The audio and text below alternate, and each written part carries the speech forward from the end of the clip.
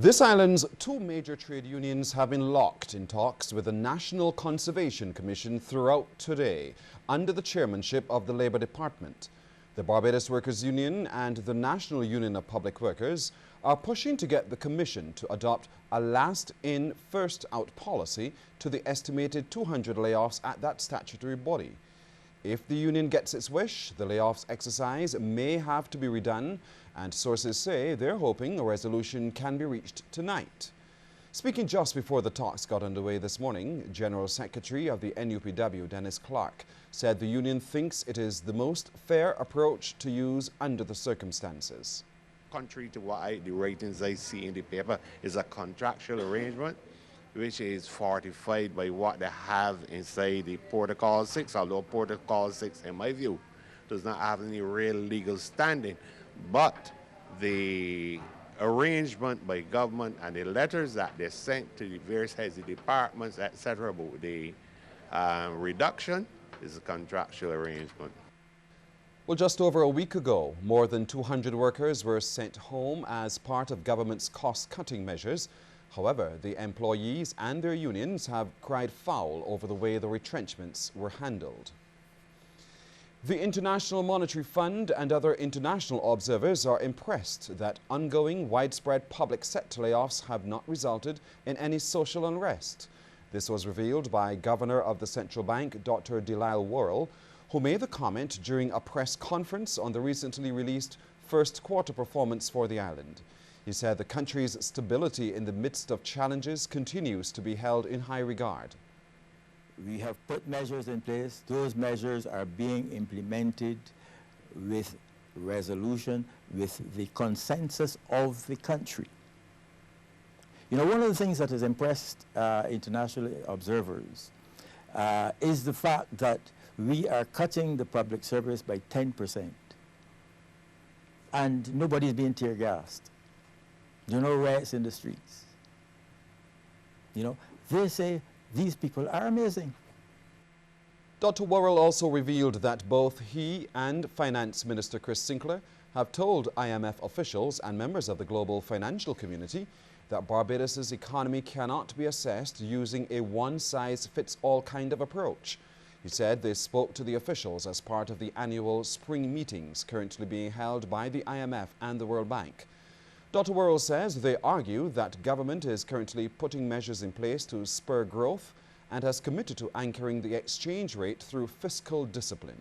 More importantly, says the central bank governor, the IMF has agreed with the suggestion and plans to change its approach in future when IMF teams visit the island. We reminded the international community that the economic policies that work for Brazil will not necessarily work for Barbados, and that policy prescriptions must be tailored to each country's circumstances. I am happy to report that the IMF is drawing up a note to guide teams who deal with small economies like Barbados, in which this very point is made. The Barbados Defence Force soldier who faced court-martial at the St. Anne's Fort has been dismissed from the Army. Private Timothy Bancroft was accused of stealing a camouflage suit belonging to the Crown and issued to Private Motley J, disobeying orders and escaping from the military guard room. The offences all occurred on November the 28th last year. Bancroft had initially pleaded not guilty to the charges, but yesterday he changed his plea to guilty of escaping from custody and disobeying standing orders. On the charge of stealing the camouflage suit, Bancroft was found guilty and fined 56 days' pay, which equates to almost $5,000. He was severely reprimanded for disobeying standing orders and dismissed from the BDF on the charge of escaping custody. Major Christopher Birch presided over the court-martial, while Captain Sandra Blackman prosecuted and Sub-Lieutenant Rita Evans represented Bancroft. Another man is on the police wanted list and is considered armed and dangerous. The police say they want to question 27-year-old Ronaldo Ricardo Foster of Six Men's Development, St. Peter, in connection with a number of serious criminal matters. Foster is 5 feet 8 inches in height and of slim build. He also has a tattoo of 3 teardrops under each eye. He's advised that he can present himself to the police accompanied by an attorney at law or a family member. Anyone who may know the whereabouts of Reynaldo Ricardo Foster is asked to contact the police emergency at telephone number 211, the nearest police station, or Crime Stoppers at 1-800-TIPS. That is 1-800-8477. Barbadian businesses should not hike prices because of the new rounding off system that came into effect today, as the Central Bank of Barbados slowly phases out the 1-cent coin.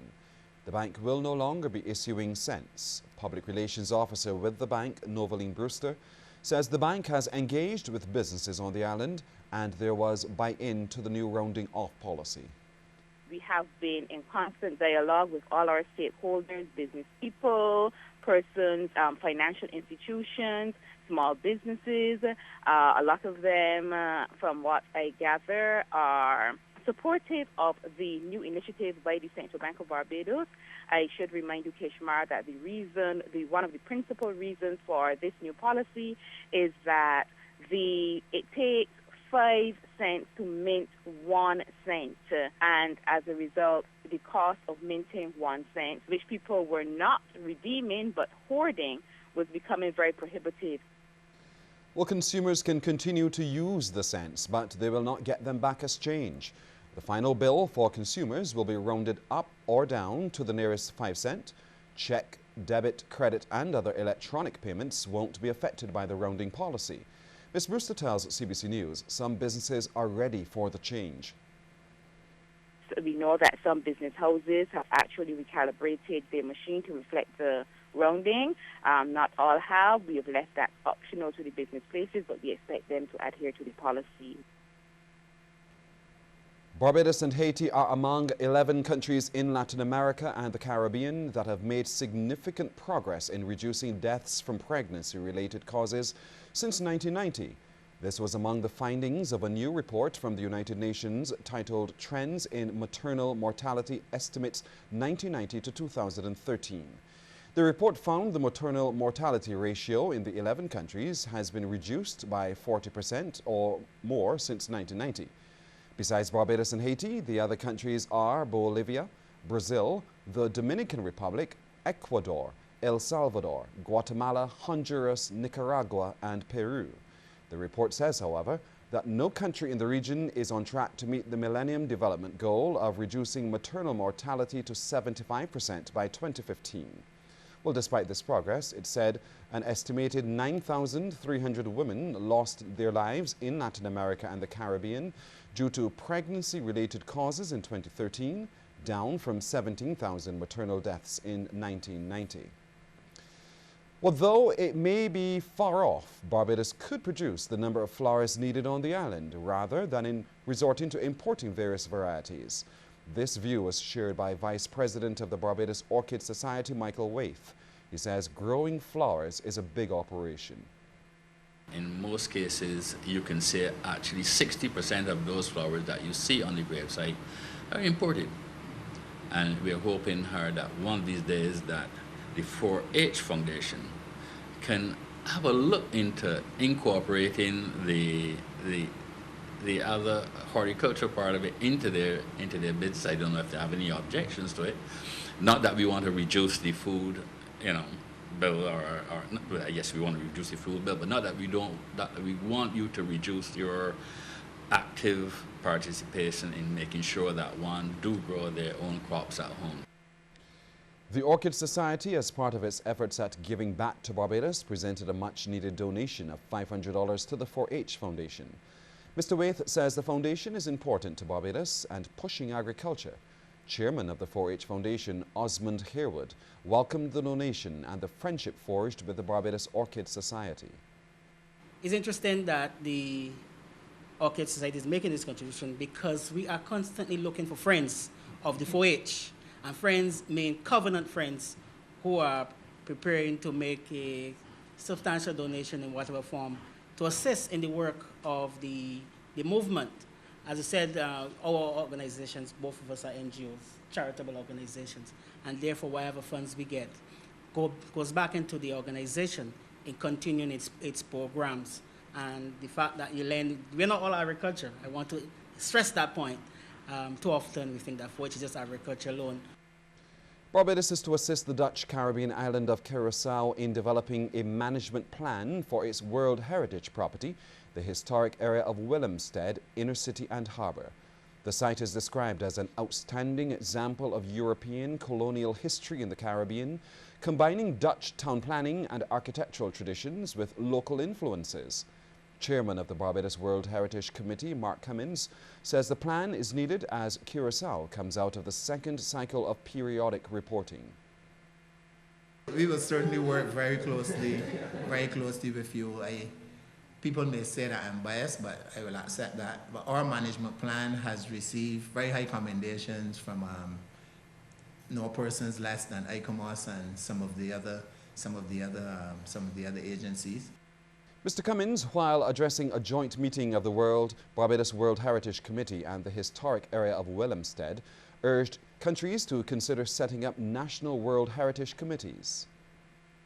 For our colleagues from Curacao, if it is not something that you have operating already, it's probably something that you need to look at, especially to get the blend that I made reference to, the academia, the civil society, and the public officials working together. In that way, you minimize the surprises.